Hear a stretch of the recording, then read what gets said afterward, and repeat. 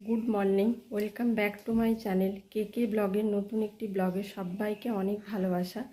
তো আজকে মঙ্গলবার, আর আজ সকাল থেকে আজ একটু তাড়াতাড়ি উঠেছি, মানে ওই 8টা সাড়ে 8টার দিক করে উঠেছি।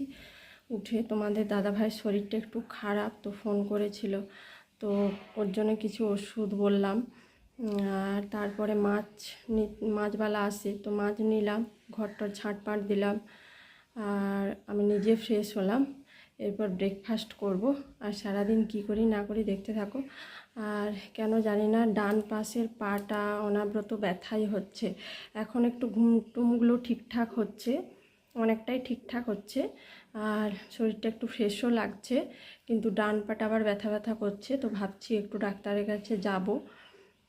তো সারাদিন কি করি না করি দেখতে থাকো, আশা করি ভালো লাগবে। তো এখানে দেখো বন্ধুরা, আমার সকালে ব্রেকফাস্ট রেডি করে নিয়েছি। 3টে ব্রেডকে সেঁকে নিয়েছি, একটা কাঁঠালি কলা নিয়েছি, একটা হাফ বয়েল ডিম, একটু খেজুর, একটু শসা। তো এটা দিয়ে আজকে সকালের ব্রেকফাস্টটা সারবো। তো বন্ধুরা, এখন প্রায় 1টা বাজতে চললো, আমার রান্নাবান্না এই কমপ্লিট হলো। আজকে তোমাদের সাথে রান্নাবান্না শেয়ার করিনি, কেননা ভালো লাগছে না কিছু, শরীরটা সাথ দিচ্ছে না। তো রান্নাবান্না তাড়াহুড়ো করে নিয়েছি। আর দেখো কি রান্না, এখানে হাঁড়িতে আছে ভাত, আর এখানে পালং শাক, কচু, আলু আর বড়ি দিয়ে একটা তরকারি করেছি। এখানে টমেটো আলু মাছ দিয়ে তরকারি করেছি, আর আম আছে কাটবো। আর গ্যাস ট্যাস মুছে পরিষ্কার করে নিয়েছি, খাওয়া দাওয়া করে কড়া টড়া ধুয়ে নেবো। তো চলো।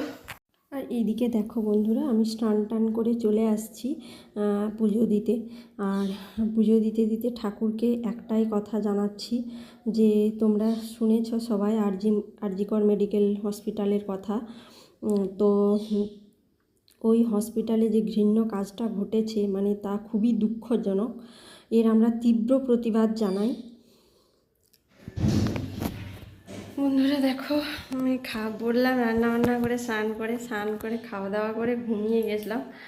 ঘুম থেকে উঠে আর ভাবছি যে ভিডিওটা কন্টিনিউ করা হয়নি। আর একটু দুধ প্যাকেট আনতে যাবো, ওই পাশেই দোকান আছে। আর আমার এখানটায় কি হয়েছে দেখো। আর এই যে বন্ধুরা দেখতে পাচ্ছ, এটা আমার ছোট থেকে ছিল না, এই জিনিসটা আমার ছোট থেকে ছিল না। এটা যে কোথা থেকে এসছে, এটা আমার ছোটো থেকে ছিল না, হঠাৎ করে বেরিয়েছে। তার উপরে একটা চুল গজিয়েছে, কি একটা বাজে দেখায়। তো এটা না অপারেশন করলেই নয়, তো এটা করবো ভাবছি, দেখি কতদূর কী করতে পারি।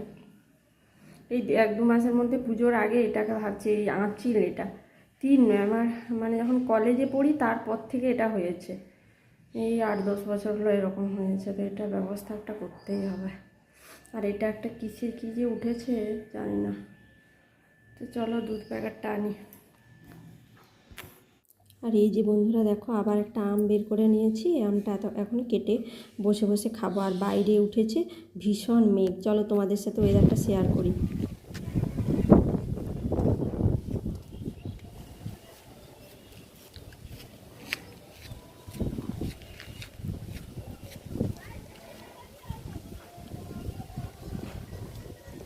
বন্ধুরা, এরকম ওয়েদার হলেই আমার বাবার বাড়ির কথা ভীষণ মনে হয়। বাবা, মা, ভাইকে খুব মিস করি। তো মেঘটা উঠেছে, আর আমি আমাদের বাড়ির সামনেই তোমরা জানো একটা মন্দির আছে। দুধ প্যাকেট আনতে গেলাম, তো দুধ প্যাকেটটা এনে এই মন্দিরটাই ভাবছি একটু বসবো।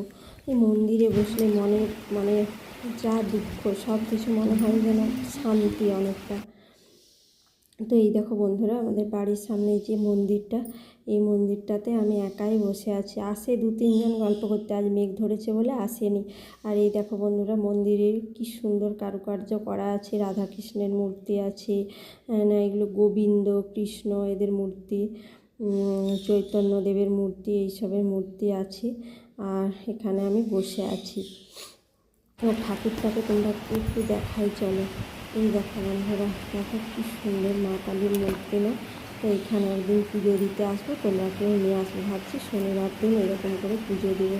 দেখো বন্ধুরা, কি সুন্দর লাগছে না মায়ের মূর্তি। আর এইদিকে সন্ধ্যাবেলা আমি বাড়ি ফিরে চলে আসছি, এসে একটু দুধ গরম বসিয়ে দিয়েছি। দুধটা গরম করে একটু সন্ধ্যাবেলায় হরলিক্স খাবো। আর অনেক দিন হলো হরলিক্স খাওয়া হচ্ছে না। তোমাদের দাদাভাই প্রচুর বকাবকি করে যে হরলিক্সগুলো খাচ্ছ না, দিন দিন রোগা হচ্ছ। খাওয়ার নিয়েও ভীষণ বকাবকি করে। তো খাচ্ছি তো, সারাদিন তো খেয়েই যাচ্ছি, আমার আর কাজ কি? সারাদিন খাওয়া আর খাওয়া। তাও যদি না মোটা হই তো কী হবে বলো?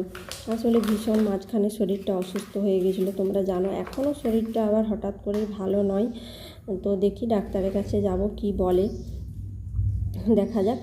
আর হচ্ছে আর তোমাদের দাদাভাই শুধু বলতে থাকবে যে খাওনি বলে মোটা হওনি, এইসব কিছু বলতে থাকবে। আর ও জোর করে করে আমাকে খাওয়াবে, জানো তো। তো এদিকে হরলিক্সটা গুলে নিচ্ছি। আর হ্যাঁ বন্ধুরা, মনটা আজ আমার এতটাও ভালো নয়। গলাটা শুনে বুঝতে পারছো, স্বতঃস্ফূর্তভাবে গলা নেই। কারণ আমার দিদুনের শরীরটা ভীষণ খারাপ, স্পন্দনে ভর্তি আছে, মেদিনীপুরের স্পন্দনে, তোমরা জানো অনেকে। তো আগের বারে আমি দেখতে গিয়েছিলাম, এবারে দেখি কী করি, দেখতে যাই কি যাইনি ভাবছি। তো যাব আবার দিদুনের সঙ্গে, খুব তাড়াতাড়ি দেখা করব। আর আজকের ব্লগটা বন্ধুরা এই পর্যন্তই। ভালো লাগলে প্লিজ একটি লাইক করবেন, বন্ধুদের সঙ্গে শেয়ার করবেন। সবাই সুস্থ থাকবেন, সাবধানে থাকবেন। দেখা হচ্ছে নেক্সট কোনো ব্লগে। Tata, good night.